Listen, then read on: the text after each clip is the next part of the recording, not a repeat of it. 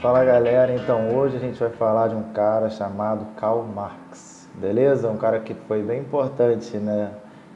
A sua produção foi bem importante tanto no mundo quanto na construção da ciência, das ciências sociais, da sociologia, beleza? Então é uma ideia muito influente. A gente vai trabalhar com autores clássicos que tiveram ideias bem influentes no pensamento sociológico. Inicialmente a gente vai para os três clássicos que geralmente são os mais utilizados, que são Karl Marx, Emile Durkheim e Max Weber. Então esses três, a gente vai falar dos três, vamos começar pelo Marx, até porque o Marx ele tem uma produção que vem diante desses três. O Marx ele nasceu em 1818 e morreu em 1883, ou seja, ele viveu ali no século XIX, ou seja, ele presenciou a Revolução Industrial, as consequências da Revolução Industrial, viu as cidades se modificarem absurdamente, então ele estava ali presente e acompanhou todo aquele processo, né? Ele viu todo aquele processo de transformação da Europa no século XIX, né? E essa transformação que afetou não só a Europa, mas boa parte do mundo também, e que continua, enfim, né, tendo as suas consequências nos dias de hoje. A gente vai entender isso também. A formação do Marx era em filosofia, de onde ele vai tirar, enfim, vários dos conceitos dele tem a ver com essa formação em filosofia, de influências que teve no campo da filosofia, principalmente de um cara chamado Hegel. Então essa formação em filosofia é extremamente importante. Ele também vai atuar muito como jornalista, que é essa coisa da atuação dele mais voltada, a gente vai ver também que ele tem uma atuação mais voltada para a questão da transformação social, né? Mais voltada para os assuntos relacionados à vida das pessoas de fato, né? De como a gente faz para agir, como a gente faz para mudar. Então o Marx ele tem essa atuação que é muito forte. Então ele trabalhava como jornalista e também ele nasceu na Alemanha, mas ele acaba migrando para vários outros países e sendo obrigado às vezes a sair desses países por conta desses posicionamentos dele, por conta dessa atuação dele, da influência das ideias dele. Beleza? E a gente vai falar mais dessas ideias. Um exemplo interessante, né, dessas ideias é um livro que ele escreve com o companheiro dele, né, Engels, em 1848, que é o Manifesto Comunista. O Manifesto Comunista, que na época, né, era um panfleto para circular entre a classe trabalhadora, para as pessoas entenderem a situação delas, para as pessoas compreenderem as relações que existiam ali entre as classes sociais, principalmente entre esses trabalhadores de fábrica, né, e os donos das fábricas.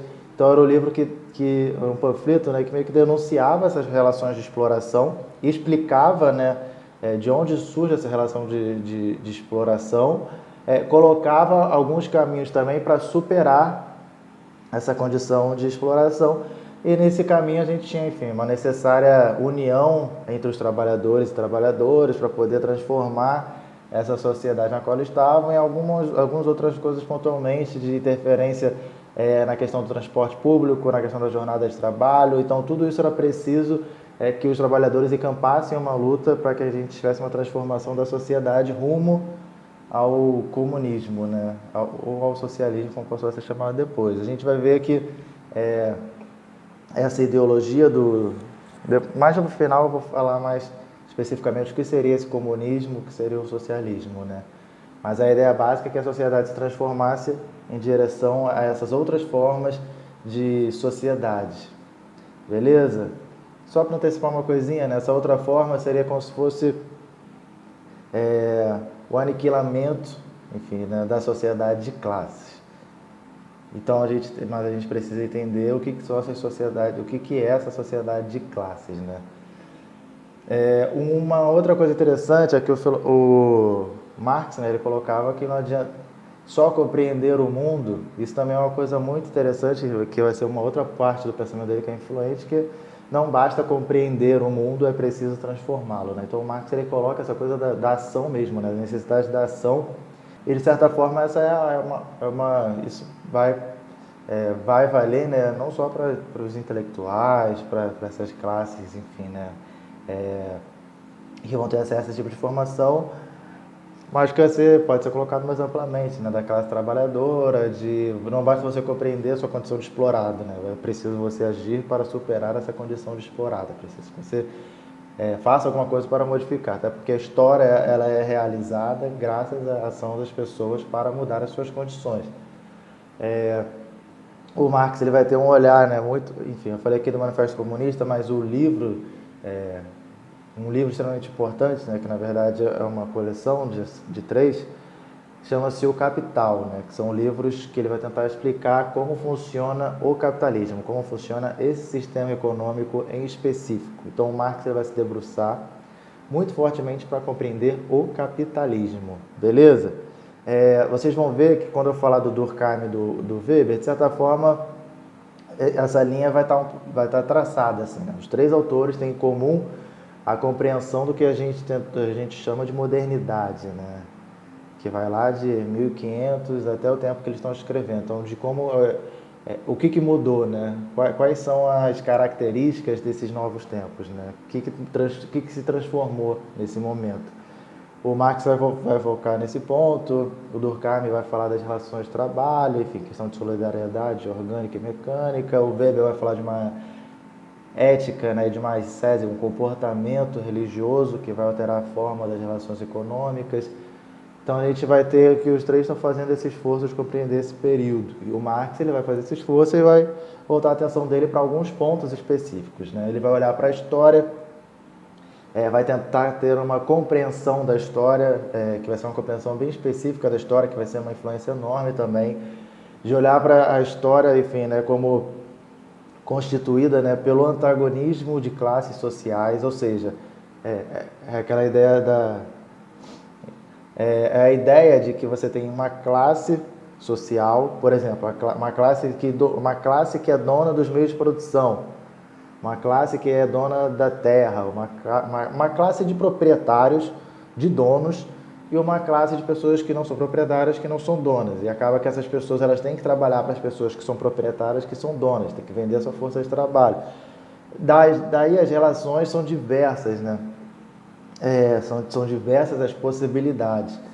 Mas a ideia básica é que desde a primeira cerca, digamos assim, que alguém falou isso aqui é meu, que esse dilema está colocado, né? Que essa oposição, que esse antagonismo está colocado de um grupo que vai ter a propriedade daquilo, que vai falar isso aqui é meu, isso aqui me pertence, eu sou o dono, e de um grupo que não vai ter direito a acessar aquilo, que não vai ter direito, né? Que não vai ter o acesso àquilo, por quê? Porque aquela pessoa, aquele outro grupo se colocou como dono, como proprietário. Então, quem não tem o acesso, né? Quem não é proprietário, se vê obrigado a vender a sua força de trabalho. Então a gente tem essa lógica, né, desses grupos antagônicos. Beleza? Então essa oposição ela é uma verdade histórica, né? Então se vocês param para pensar, né, na história, né, dos gregos antigos, nos romanos, no período feudal, isso sempre aconteceu, a gente sempre teve classes antagônicas, os proprietários, não proprietários, coisas do tipo. E tem um modo de produção escravista também, né, que é relacionado à escravidão, que a gente pode falar que isso aconteceu, só que a escravidão é uma parada muito mais louca, porque ali as pessoas eram propriedades de outra, né? Então as pessoas estavam dentro dessa lógica da propriedade privada, as pessoas eram tratadas como objetos. Então o Marx ele vai olhar para a história como construída entre classes antagônicas, classes que se opunham e que acabavam, de certa forma, em conflito, né? Só que esse conflito nem sempre ele era acirrado e a gente vai ver por quê. Mas esse pensamento do Marx, a gente vai chamar, enfim, que vai ser muito pautado no cara que eu falei, que é o Hegel, a gente vai chamar de dialética. Dialética, de uma maneira bem pobre de falar, seria como se a gente tivesse uma tese, uma antítese, uma síntese. Como se a gente tivesse A e B, e da relação de A e B surgisse um outro elemento, sei lá, C. Só que esse novo elemento que surge, ele vai ter sua oposição também, a sua antítese, que também vai se chocar e vai criar um novo elemento. Então, de certa forma, a história ela caminha nesse sentido, né? Nesse sentido dialético, de oposição entre partes e da conclusão daquilo.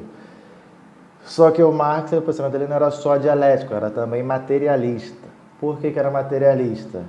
Porque o Marx ele olhava e falava assim, tá, essa oposição entre essas classes, ela está muito pautada no que diz respeito à condição material de reprodução da vida, né? A sua condição material de sobrevivência, né? Então, quando a gente fala da força de trabalho, por exemplo, nas cidades, nas indústrias, nas fábricas, a gente está falando disso.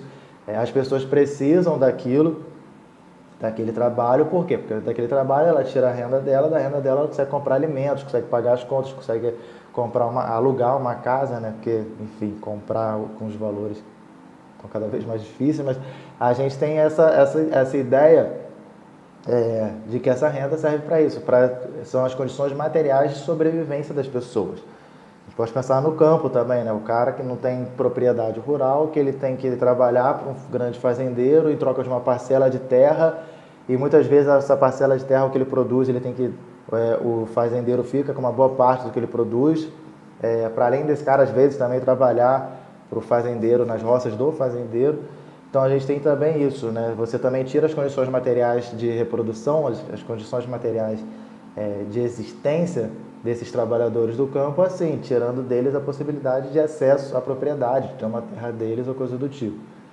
Então esse materialismo está muito focado nisso, assim, é a condição de reprodução das pessoas, de existência. Essa é a moral, né? Então essa dialética, essa oposição, esses grupos sociais antagônicos, eles estão muito pautados na questão do que diz respeito às condições de reprodução da vida, né? Essa reprodução material, de ter acesso a bens, de ter acesso àquilo que lhe é essencial para que você continue existindo, né? De você ter acesso como eu já falei, alimentação, moradia, essas coisas. Então, é por isso que o método marxista de análise vai ser chamado de materialismo dialético. Por quê? Porque a gente vai olhar para o que é necessário para a reprodução e para a vida das pessoas e vai entender que existe ali uma lógica que a gente pode falar que é uma lógica dialética, né? Porque o acesso das pessoas ou não àquilo que lhe é necessário para a sua existência, aquilo que lhe é necessário, né, para a sobrevivência, ela está dentro de um campo de disputa entre grupos sociais, entre classes sociais antagônicas. Quando a gente chegar nos exemplos, eu acho que vai dar uma facilitada, assim, quando chegar em algumas ilustrações, né?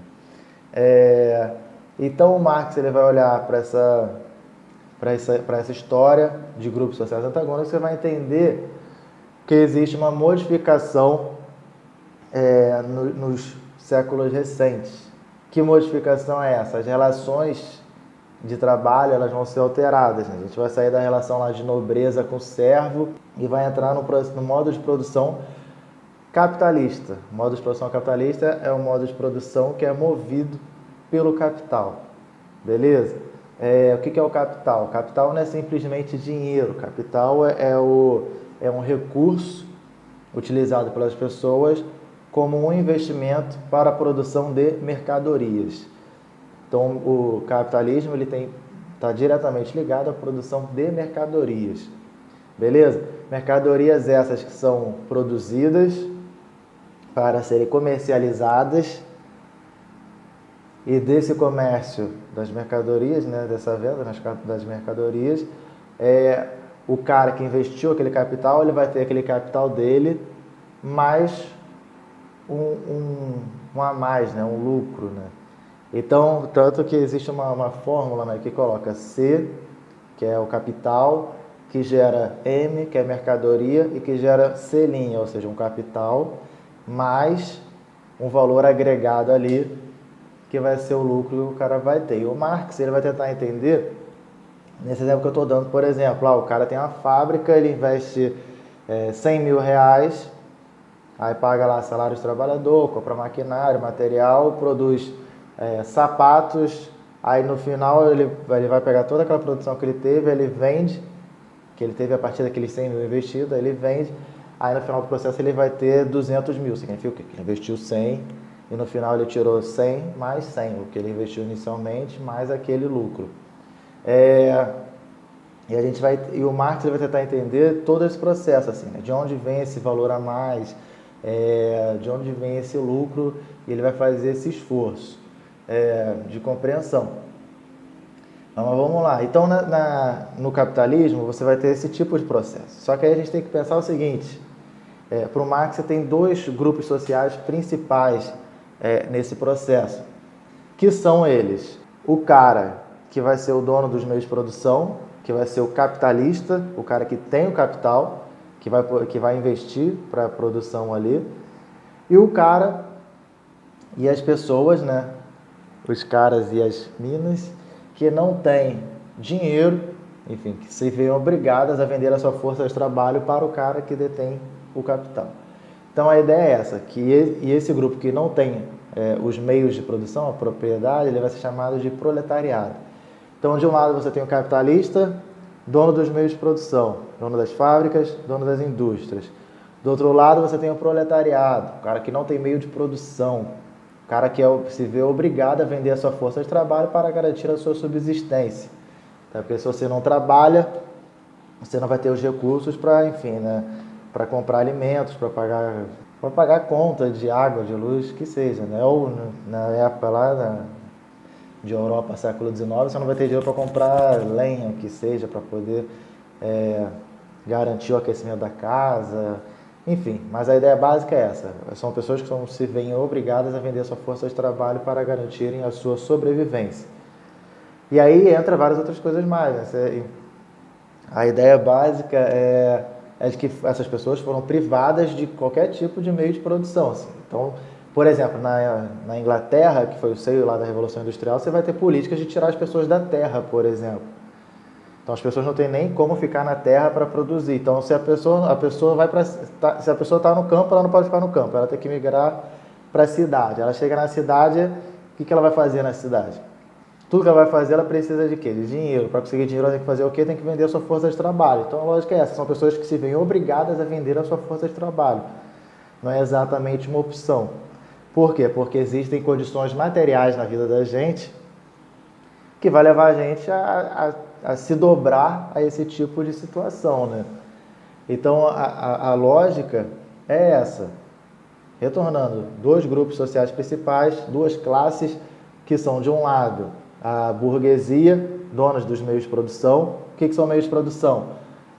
São as fábricas, maquinário, né? Tudo que é necessário para a produção de alguma mercadoria. E os caras que não têm meio de produção, não tem como, enfim, não tem como produzir aquelas mercadorias sozinho,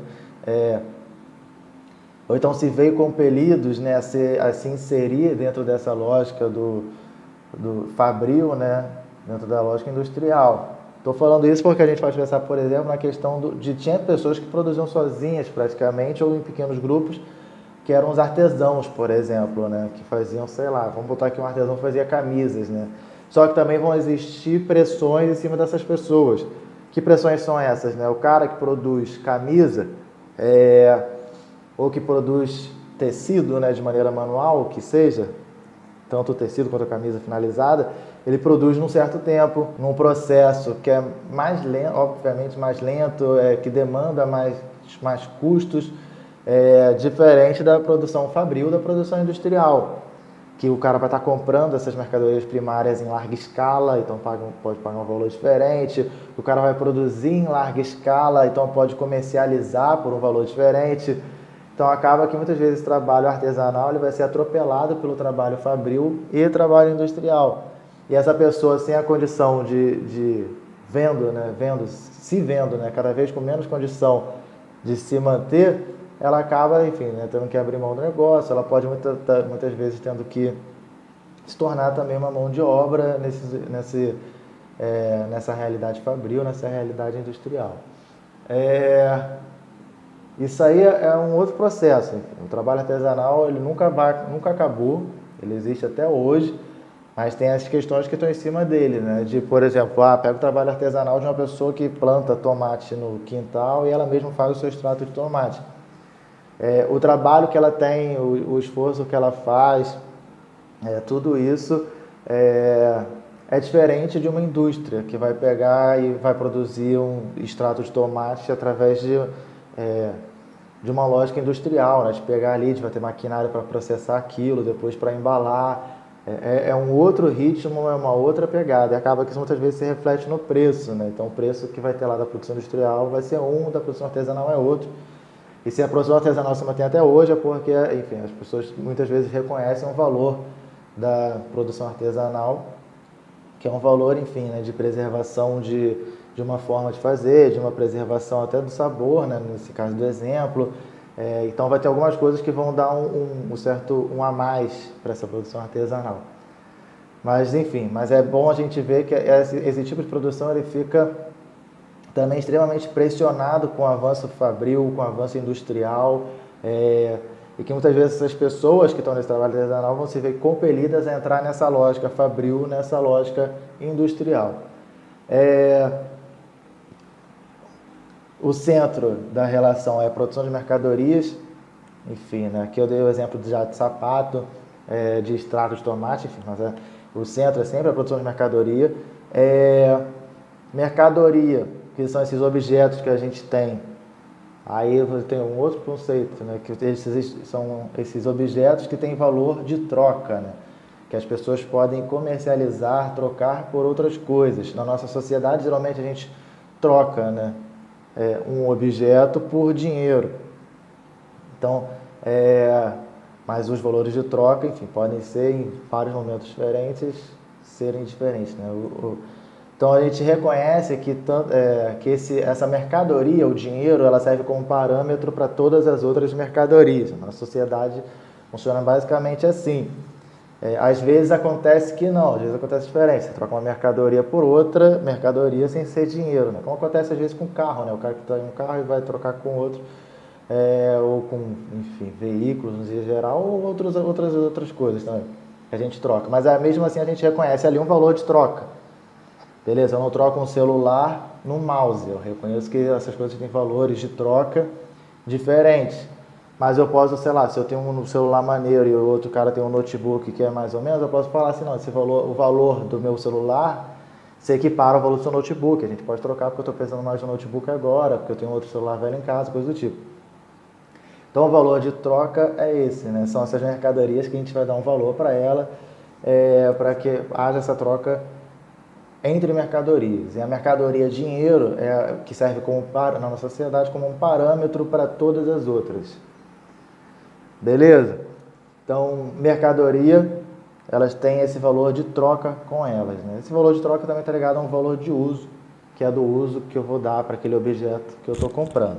Então, mercadorias, a gente tem, enfim, se vocês olharem no torno de vocês, né? Computador, celular, fone, mouse, caneta, cafeteira, ventilador, manteiga, porta, enfim, cadeira, mesa, tudo isso é mercadoria que é produzida, boa parte delas aqui, que eu já nem lembro todos que eu falei, mas produzidas em escala, né, em grande escala, muitas vezes numa lógica industrial. Então a gente tem que a verdade da sociedade capitalista é a produção de mercadorias. Então a gente tem que olhar para essa produção de mercadorias com bastante atenção, e nessa produção de mercadorias, eu estou sempre reforçando o que eu estou dizendo, porque eu entendo que são muitas questões, muitos conceitos, talvez. E essa produção de mercadoria, ela envolve, né, na maior parte das vezes, essa relação entre classes sociais, que são dos proprietários dos meios de produção e das pessoas que se veem obrigadas a vender a sua força de trabalho. Por exemplo, o celular é da Samsung, então a Samsung vai lá, tem uma fábrica, tem os seus proprietários ou sócios proprietários, porque o capital teve uma virada nesse sentido, que a gente vai falar mais para frente. Mas enfim, você vai ter lá vão ter pessoas que vão trabalhar nas fábricas das Samsungs, na montagem do celular ou na produção, enfim, de uma peça ou outra. Então, você tem que as pessoas tem pessoas que são as proprietárias ali, são os donos daquilo, e o lucro vai ser repartido entre elas, e você vai ter as pessoas que vão trabalhar nessas fábricas em troca de um salário. Beleza? Então a lógica é essa. Desses dois grupos sociais principalmente. E o Marx ele vai colocar que as riquezas sociais, elas são produzidas, que é o primeiro ponto assim, de ruptura, assim, de pá. As riquezas sociais são produzidas pelas classes trabalhadoras, beleza? O cara que tem o capital, ele coloca o dinheiro lá, mas quem produz aquelas mercadorias de fato são as classes trabalhadoras. A gente pode pensar em todos os exemplos que eu dei, assim, né? De quem produz o sapato, por exemplo, lá para ser comercializado, é o trabalhador que está lá na fábrica. Quem produz, né, o extrato de tomate também são os trabalhadores. Aí, enfim, a gente pode pensar em várias etapas, né? Tem um trabalhador que vai produzir o tomate, o trabalhador lá do campo, tem o trabalhador que vai fazer o transporte da mercadoria, tem o trabalhador que vai tratar a mercadoria. Então a gente vai ter, enfim, né? Mas quem está agindo para construir essa riqueza social, enfim, todas as etapas do processo são os trabalhadores. Então, no fundo, mas nem tão no fundo assim, é porque a gente se desacostumou a ver que as coisas são processos de trabalho, são as pessoas trabalhando que estão gerando essas riquezas em todas as etapas. A máquina que é utilizada na fábrica foi produzida por trabalhadores também. Então, em tudo você tem o esforço, né, feito pela classe trabalhadora. Então, o Marx vai colocar, quem produz isso é a classe trabalhadora, quem produz riqueza é a classe trabalhadora. Beleza? O dono do capital é simplesmente alguém que detém o capital. E a gente pode, inclusive, fazer uma análise para entender como essas pessoas conseguiram ter tanto capital, como essas pessoas conseguiram as suas riquezas e tal. Mas, enfim, isso é um outro processo. Mas a ideia básica é quem produz as riquezas é a classe trabalhadora. Esse é o primeiro ponto do Marx. Já falei de tanta coisa. Mas esse é um ponto fundamental no Marx, né? As classes trabalhadoras são as classes que produzem a riqueza social. E muitas vezes a gente não enxerga isso. A gente vai comprar sei lá, o celular que eu dei aqui como exemplo. Eu vou comprar o celular, parece que eu estou trocando uma mercadoria na outra simplesmente. Mas não, eu estou trocando são relações também sociais que tem a ver com o trabalho. Assim, a mercadoria dinheiro eu acessei através da venda da minha força de trabalho. Beleza? E o celular, ele também é produto de outras pessoas que estão vendendo essa força de trabalho. Então, de certa forma, o que está no fundo ali nessa troca de mercadorias é a questão do trabalho, é a questão da geração dessas mercadorias, né? Então, quando eu compro um celular, eu não estou simplesmente falando de troca de mercadorias, eu estou falando de relações sociais que estão sendo estabelecidas. Não enxergar isso, enfim, né, é o que o Marx vai chamar de fetichismo da mercadoria, que é como se fosse a gente enxerga como relação entre coisas e não como relações sociais. Então, toda vez que você estiver comprando alguma coisa, você está, de certa forma, estabelecendo uma relação social, não é simplesmente uma troca entre mercadorias. Isso quer dizer o quê? Olhe para as coisas e enxergue que para as coisas serem feitas foi realizado um trabalho ali, as pessoas trabalharam, as pessoas transformaram coisas que estão na natureza naquela mercadoria, foi feita uma ação, né? As pessoas, foi feito um esforço humano em cima daquilo para que você pudesse ter aquilo em mãos, pudesse ter acesso àquilo, né? E você está dentro dessa lógica também. Então, a gente tem que ter em mente isso, né? As relações, essas trocas de mercadoria são também relações sociais. Então, o Marx ele vai colocar que a gente tem essas relações sociais que são estabelecidas, que a gente tem essa produção de mercadorias, mas vamos voltar de novo lá para a produção de mercadorias. O Marx ele vai colocar que essa produção de mercadorias ela se dá no contexto de exploração. Como assim? A classe trabalhadora ela acaba sendo explorada por esses proprietários dos meios de produção. Por quê? Primeiro, enfim, a gente tem lá que os trabalhadores que produzem essa riqueza social. Aí vamos para o segundo ponto. Quando o trabalhador está lá vendendo sua força de trabalho, ele vai ter uma determinada remuneração. Imagine comigo, o cara está lá na fábrica de sapatos. Aí ele produz 10 sapatos por dia. Beleza? Então a soma dos trabalhos, enfim, fica em média cada trabalhador produzindo 10 sapatos por dia. O cara tem uma remuneração de R$1.000 por mês. Quando aquele sapato sai dali, cada sapato daquele, eu estou par 200, cada sapato daquele sai por R$100. Significa o quê? Se um dia ele produziu 10 sapatos e cada sapato é vendido por R$100, significa que um dia ele gerou de riqueza R$ 1.000. Se um dia ele gerou de riqueza R$ 1.000 e o salário dele é R$ 1.000, significa que um dia de trabalho ele gerou de riqueza o que ele vai receber no final do mês.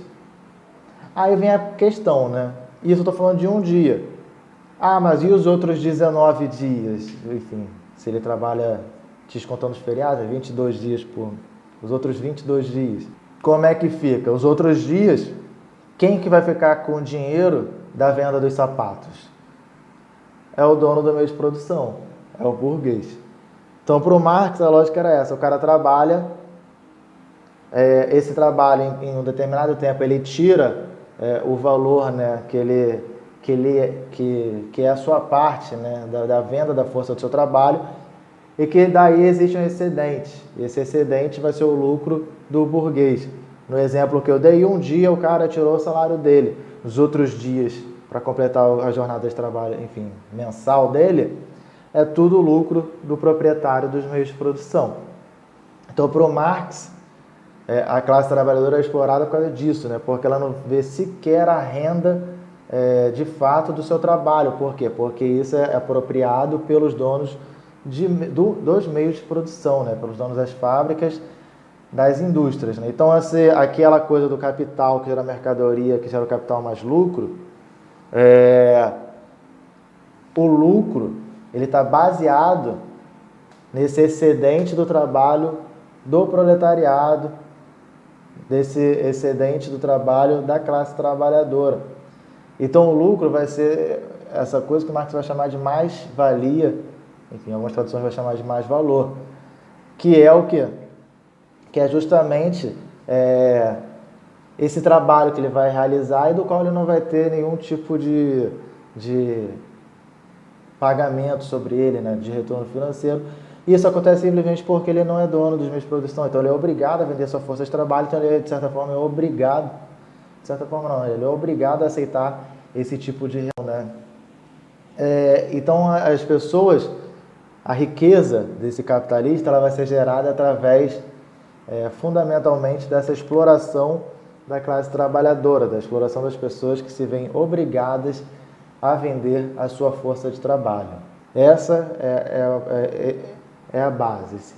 Só que as pessoas, muitas vezes elas identificam que elas estão sendo exploradas, né? Isso é visível, né? Enquanto você está lá se matando de trabalhar, você vai ter lá o burguês, o grande capitalista, usufruindo da sua riqueza, né? Comprando mansões, comprando carros de luxo. As pessoas identificam que existe essa disparidade. E isso pode gerar uma mobilização, e isso torna evidente um processo que acompanha o processo das classes sociais, que é o processo de luta. As classes sociais que são exploradas, elas se veem como exploradas de uma forma ou de outra, e elas vão se mobilizar para tentar mudar essas condições. E a forma de mobilização ela vai ser alterada conforme o tempo, conforme o lugar, as reivindicações também. Pode ser tanto uma pauta revolucionária de mudar toda a forma de organização do trabalho, como pode ser, enfim, pedindo melhores condições de trabalho, mais segurança, uma jornada de trabalho menor, um salário maior. Então, as classes exploradas, elas vão ver que algo precisa ser feito. Então, isso inaugura um processo de luta de classes, né? As classes exploradas se organizando para tentar modificar aquela situação na qual elas estão inseridas, né? Então essa é uma outra parte desse contexto da sociedade dividida em classes sociais. Então a gente tem que a geração do lucro, né, do burguês, do proprietário dos meios de produção, ele se dá basicamente a partir da exploração da mão de obra do proletariado, beleza? Acho que eu nem citei isso, mas o proletariado tem esse nome que tem a ver com prole. Prole é filho. Significa que a única riqueza que lhe pertence, né, digamos assim, são seus filhos, né? Porque de bem material assim, nada vai ficar com ele. Por quê? Porque muitas vezes, principalmente naquela época, o que o cara ganhava, né, era para garantir a sua subsistência. Muito mal pagava as despesas domésticas e a alimentação Sem falar que o ritmo de trabalho era jornadas de 12 horas, né, diárias, 16 horas às vezes. Começou a ter uma abertura para a entrada de mão de obra feminina. As crianças eram muitas vezes utilizadas para trabalhar também, principalmente mineração, pela facilidade de passar nas frestas e tal. Então a gente tem que era isso, o núcleo familiar, né, nesse tipo de relação, principalmente lá naquela época, ele servia para trabalhar, beleza? Então a reprodução da família, inclusive, né, a sua prole já era visada para isso, para serem pessoas que vão também entrar nessa lógica da exploração. Então a gente tem que reforçando o lucro desses burgueses, o lucro da classe social dos proprietários se dá através da exploração da classe trabalhadora, né? E essa exploração ela é diversa, assim, né? É bom a gente ter isso em mente também. Assim. A gente está falando aqui de pessoas que estão em condições de trabalho extremamente ruins até hoje. Você tem essa lógica, né, também essa lógica da exploração, enfim, que gera miséria, que gera pobreza, de um rendimento que não é suficiente, isso é um dado, assim. Mas a exploração não necessariamente ela está dentro sempre nessa lógica, né? Tem pessoas que podem ser muito bem remuneradas e podem ser exploradas também, né? De trabalhos de geração, por exemplo, de tecnologia, o cara trabalha, o cara faz inventa um negócio, gera uma mercado, cria a possibilidade de se ter uma mercadoria que seja extremamente valorizada no mercado, só que o cara está lá, ele ainda é um trabalhador, o salário dele vai, sei lá, 10 mil por mês. Mas em cima do trabalho dele, o lucro que o dono da fábrica, da indústria, o dono da empresa, né, o cara que paga para a força de trabalho dele, o lucro vai ser exorbitante em cima do trabalho que o cara apresenta. Então sempre tem esse viés, enfim, né? A ideia básica é que você está sendo sempre expropriado daquilo que você produz. A riqueza que você gera não lhe pertence. A riqueza que você gera pertence a um terceiro, e esse terceiro é esse burguês, é o proprietário dos meios de produção. Entendeu? Então, essa é a lógica que está, né? E às vezes esse terceiro, né, esse proprietário dos meios de produção, não é nem alguém que está... Só que isso é um outro assunto, assim, né? Às vezes não é nem alguém que está no teu país, às vezes o proprietário desse meio de produção é uma empresa estrangeira, como acontece muito nos países do terceiro mundo, a questão das multinacionais, né?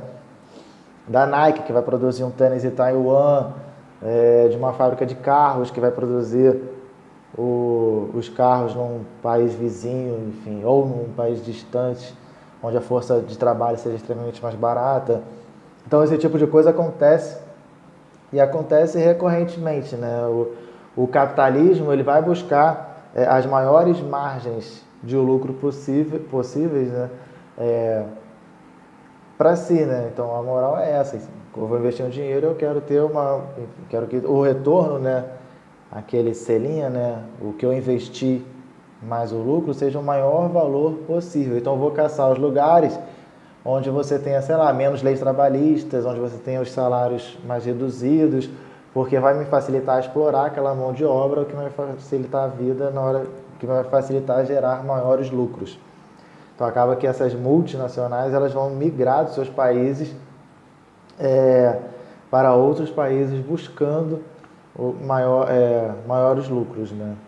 E a vantagem desses países, enfim, o Estado vai inclusive fomentar isso, por quê? Porque quando uma empresa francesa que abre uma fábrica no Brasil e gera lucros exorbitantes, esses lucros vão para a sua sede, vão voltar lá para o mercado financeiro francês ou da empresa americana e vice-versa, né? Então os Estados eles também têm uma atuação muito forte nisso, e isso é um outro ponto. As classes dominantes, e a gente pode olhar historicamente, ou ficar só na questão do capitalismo, as classes dominantes elas sempre vão estar sendo representadas no Estado, né? O Estado ele vai ser o lugar, ele vai ser um lugar que vai reproduzir o poder dessas classes dominantes. Passando, enfim, né? Quando há processo de ruptura sobre quem é a classe dominante, como quando você tem um processo de ruptura nos modos de produção, Quando você sai de um modo de produção, enfim, feudal para um capitalista, por exemplo, então quando esse processo se concretiza de ruptura, você tem que a classe dominante ela toma o poder do Estado. Ou ela vai se fazer representar no Estado através de, enfim, os burgueses vão investir e vão, como acontece até hoje, né? O dono de uma empresa de produção enfim, né? De algum tipo de mercadoria, ou o dono de empresa de ônibus, como tem no Senado hoje, ou enfim, o dono de burgueses, né, os grandes proprietários, eles vão, ou a questão dos proprietários de terra, né, eles vão se fazer representar dentro dessas instâncias de representação do Estado, beleza? E eles vão se fazer representar, ou eles vão mesmo lá representar os seus próprios interesses. Então, você tem essas duas possibilidades, né? Dos caras ocuparem o Estado por eles mesmos ou pessoas ocuparem o Estado para representarem os seus interesses. Isso aí a gente pode olhar até para a questão do financiamento das campanhas, né? Dessas empresas que muitas vezes, bancos, né? Empresas, indústrias, federações que vão colocar um dinheiro numa campanha A ou numa campanha B, vão colocar o dinheiro lá para o cara poder fazer campanha para ele ser eleito. Então, é de se imaginar que quando as pessoas coloquem dinheiro num político para ele ocupar um lugar num assento, né, no Congresso Nacional que seja, ou no Executivo, né, na presidência, no governo, na prefeitura, é de se imaginar que quando essas pessoas colocam dinheiro ali, que elas vão esperar alguma coisa em troca, né, algum tipo de política. Então acaba que, enfim, né, o Estado também é ocupado no capitalismo ou por esses burgueses ou por representantes desses burgueses. Então é legal ter isso em mente. Então acaba que muitas vezes as políticas que são feitas são em favorecimento deles, né? E não só. A classe dominante ela também vai entrar em outros aspectos da vida, não só na questão do funcionamento da economia, mas também nas ideologias, nos pensamentos dominantes, beleza? Na ideia que se tem sobre a melhor forma de organização social. Então, as classes dominantes elas vão ter essa capacidade de convencimento também. Elas vão entrar não só, enfim, né, na questão do Estado, na formação de ideologia, mas vão entrar em instituições. Isso é fundamental, né, até para a constituição dessa ideologia. Que instituições seriam essas? Na família, na constituição da família, nas escolas, pode entrar muitas vezes nas instituições religiosas, ou seja, a visão de mundo capitalista ela começa a ser reproduzida em vários outros ambientes, em várias instituições, o que fortalece cada vez mais a estrutura econômica capitalista. Beleza? Esse jogo, o Marx vai colocar, enfim, de forma até didática para a gente, né? Ele vai chamar de infraestrutura e superestrutura. A infraestrutura é a base econômica da sociedade, é a base material da sociedade. É aquilo que é necessário para a nossa sobrevivência. Beleza? São essas relações que existem de troca, de produção de mercadoria, de exploração do trabalho. Essa é a base. E a superestrutura vai ser o que está acima dessa infraestrutura, que são todos aqueles outros aspectos que vão, de certa forma, fortalecer essa forma de organização econômica, vão fortalecer a infraestrutura. Mas também existe um jogo, né, dialético, né, de troca entre essa infraestrutura e essa superestrutura. Mas isso é só para a gente ter em mente, para a gente entender um pouco da complexidade. O que eu estou falando? Assim, vamos lá, de novo para os exemplos. Essa infraestrutura econômica, essas relações de trabalho, a forma como se gera, a forma como se produz numa sociedade, ela vai interferir também sobre outros fatores. Aí eu falei aqui na questão de formação de ideologias, na escola, no fundamento da escola, no porquê da escola, de como a escola opera, na família, novas constituições familiares, o que se pensa de família, a importância da família como reprodutora das forças de trabalho, no direito, no campo jurídico, as leis. Então, enfim, se o poder dominante lá dos proprietários, então as leis vão ser para fortalecimento de segurança da propriedade privada. Então, a propriedade privada, às vezes, pode ficar acima, né, de outros direitos sociais, inclusive. Então você vai ter, enfim, essa superestrutura que são várias relações, né? Os meios de comunicação vão ser afetados, e como vão ser afetados, enfim, a gente pode entrar em cada pormenor desse e tentar imaginar assim, né, de, como o capitalismo pode influenciar os meios de comunicação. É igual eu falei do político, né? O meio de comunicação funciona a partir de dinheiro que está sendo operado ali dentro, né? E como é que esse dinheiro opera, né? Se você ligar qualquer emissora, você vai ver um monte de comercial. O comercial é uma empresa que está injetando dinheiro ali para, enfim, fazer uma propaganda, coisa do tipo. Então, se você tem um monte de banco colocando dinheiro ali, você dificilmente vai fazer uma série de reportagens fazendo crítica ao sistema bancário brasileiro. Então, sem falar que os próprios proprietários dos meios de comunicação são proprietários também, né? Também são burgueses, né? Então não é nem do interesse deles, então são pessoas que compartilham daquela percepção de mundo também. Então a gente pode olhar para cada mecanismo desse e tentar identificar a influência, né, dessa classe dominante sobre eles, né? A gente pode falar também dessa influência do capitalismo sobre as relações raciais, da influência do capitalismo sobre as relações de gênero, da influência do capitalismo, obviamente, dentro dessa lógica de consumo, até porque se a lógica da produção de mercadorias eu preciso que as pessoas consumam, da lógica do capitalismo dentro da organização das cidades e do campo, dentro da estrutura urbana e também da estrutura rural, de como o capitalismo ele pode, de certa forma, moldar moldar, né, o espaço, né, de como o capitalismo tem essa capacidade. Então, todos esses pontos são extremamente interessantes a gente refletir, né, a partir do Marx, de como o capitalismo, né, de como essa lógica de produção de mercadoria para comercialização, obtenção de lucro, em cima da exploração de uma classe, da classe trabalhadora, de como isso pode afetar essas várias outras relações, nossa relação, enfim, com as ideias dominantes, as relações com os meios de comunicação, com como a cidade é organizada, com os meios de transporte público, enfim, de tudo isso, de como essa forma, esse modo de produção afeta essas outras questões, ou seja, a relação entre infraestrutura e superestrutura. Isso que eu estou falando, enfim, isso aí tá um vídeo grande, né, obviamente, e é um mundo ainda, assim, aqui eu estou passando as coisas, espero que vocês estejam entendendo, né, mas eu estou passando as coisas de uma maneira bem corrida, né, cada pontinho desse, assim, daria para ter uma aula sobre cada ponto desse. Mas vamos lá, e as pessoas vão pegar vários desses pontos que eu estou falando aqui e vão aprofundar, enfim, por isso que é um clássico, porque isso vai ter ainda uma repercussão até hoje, as pessoas...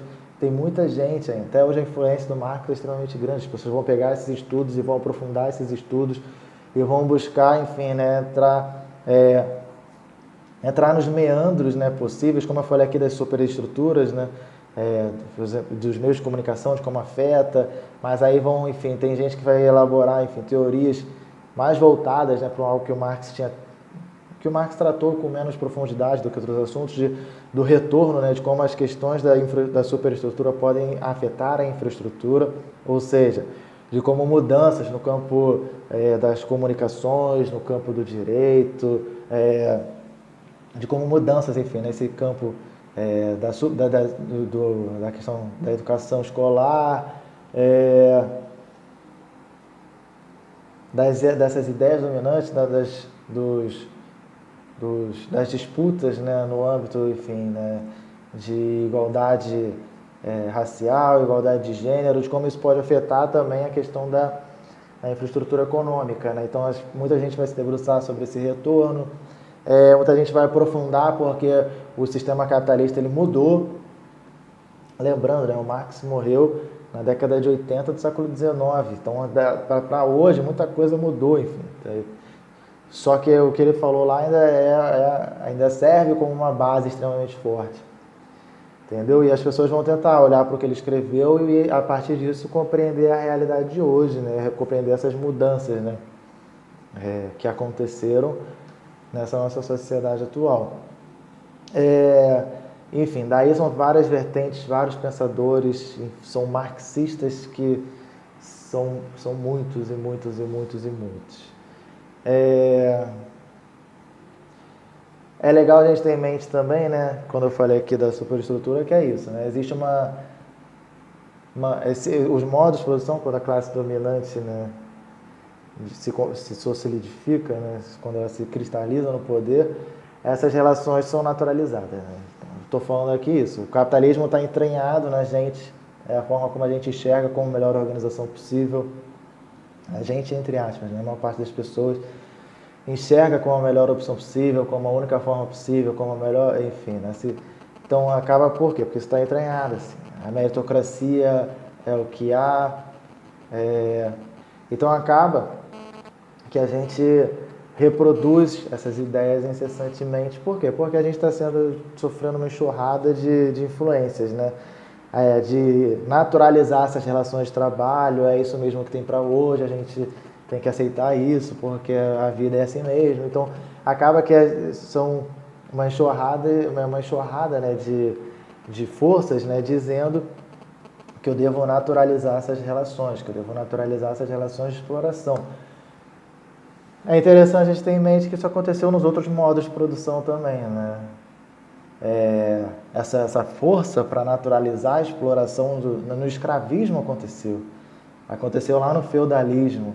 Então essa naturalização ela tende a ser uma consequência desse monte de pressão, desse martelamento que existe para que as pessoas se convençam, né, de que aquela forma é a melhor forma possível e tal. Só que, enfim, sempre houve, em cada modo de produção desse, sempre houve esse processo de luta, esse processo de transformação, de tentar com que seja diferente. Por mais que nem todas as pessoas fossem pessoas engajadas, né, nesse processo de mudança, você tinha que um número considerável de pessoas, por mais que fossem minoritárias, né, elas também faziam um esforço para modificar as coisas, como é hoje, né? Quem se vê, enfim, quem se enxerga nessa condição de explorado, de oprimido, pode muito bem se organizar em movimento social, em sindicato, em partido, e buscar, enfim, melhorias para essas condições às quais elas estão submetidas, né? Então é legal ter isso em mente. Isso aconteceu também nos outros modos de produção, com mais ou menos intensidade, mais ou menos pontualmente, em organizações maiores ou menores, mas esse processo de luta, ele é uma constante.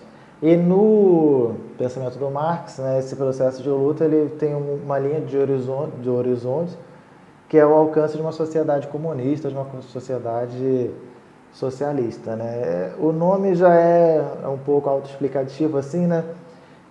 Socialismo, né, tem a ver, seria uma socialização dos meios de produção, seria abolir a propriedade privada nessas relações de produção. Então você não teria mais o dono da fábrica, a fábrica seria dos trabalhadores, não teria mais o dono da indústria, a indústria seria dos trabalhadores.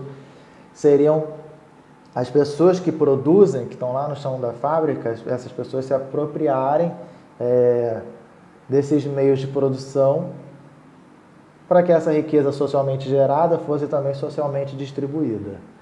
Esse é o pensamento básico, assim, né? Comunismo foi uma das palavras que ele usou inicialmente, depois ele usa mais o socialismo.